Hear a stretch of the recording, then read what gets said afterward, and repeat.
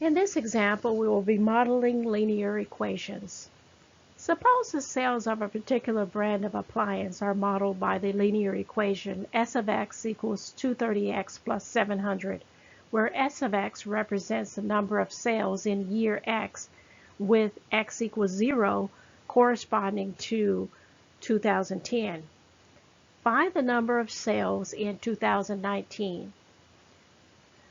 Now, we don't even need the table in order to determine the number of sales in 2019. We were given our line already. Now, if we weren't given our line, I want to cover that first.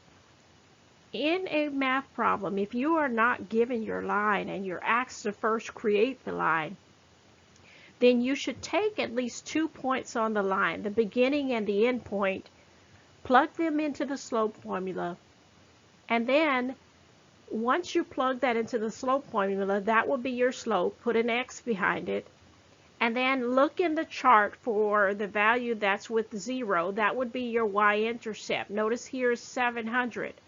So that is why our y-intercept is 700.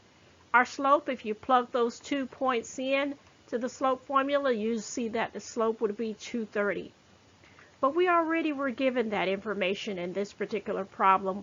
So since we were given our line, we just need to know what value corresponds to 2019.